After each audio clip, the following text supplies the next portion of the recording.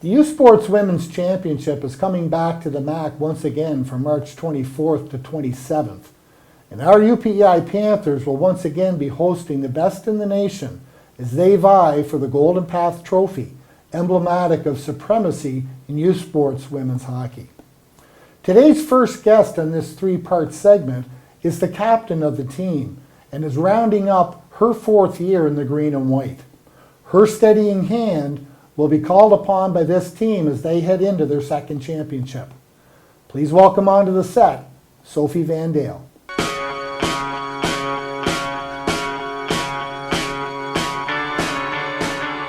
Sophie Vandale, thanks for being part of this segment. Thanks for having me.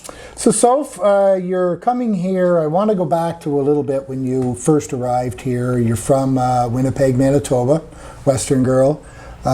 Your story was a little interesting in the sense that your dad died in your grade 11 year at high school.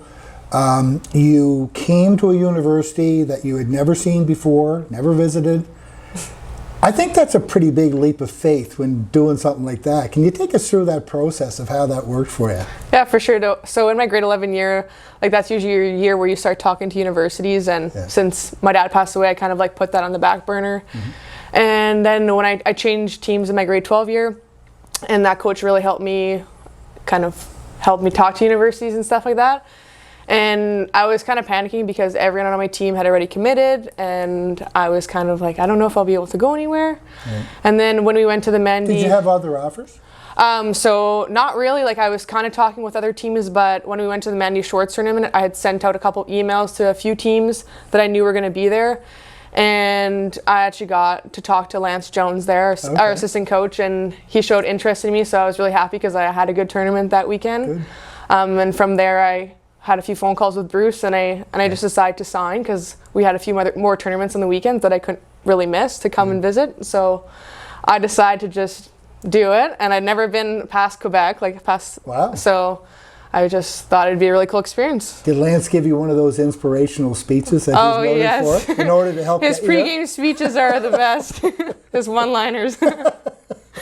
So if you look at it, Sophie, you've been here for 5 years. This is your fifth year here, right? You're coming out with 2 degrees. We'll talk about that in a bit. But what's it meant to you personally to be part of this program? Like here we are sitting in your room. The days are waning down. What's it meant to you to be, especially being the captain for the team as well, too? Oh, it means everything. Like this is like a big family here. Charlottetown is a great place to live. Mm-hmm. I find the people great here. Yeah. Even last year when we had like a no season, I still had a great time with all the girls. Mm-hmm. We get along really well. There's a big team this year, but we seem to all 30 of us, yeah. Wow. But we seem to all find ways to get together and hang out. Good. So you're doing your BED, and you're currently in the midst of your practicum. And we were just talking before camera. You're doing. We have a connection because you're doing your practice teaching with Olivia Jameson, who did her BED with my daughter Ellie. So we were just kind of sharing that story. So, what's that been like? You're doing your practicum on the island at a French school. How's that been? Definitely busy. I thought being a student athlete was busy in my first 4 years. Nothing compares to this year. I get up at 6 a.m., go to school till about 4 o'clock-ish, and then come to practice for 4:30, and then usually work out afterwards, and then have to lesson plan. So it's definitely busy, but my class is really great. I'm with the grade 4s. They're amazing. And I was with the grade 1s my first practicum. Yeah. And any preference over which level you like? It depends what I'm looking at. It's definitely different. I definitely thought I wanted the younger grades, like kindergarten to grade 2, but I'm really loving grade 4. Right. And my practicum teacher is great. Olivia is wonderful. She's helping me lots, guiding me through my practicum. Yeah. Anything you want to say to the students, maybe? Well, I maybe say hi to all my students. There you go. Yeah. Yeah.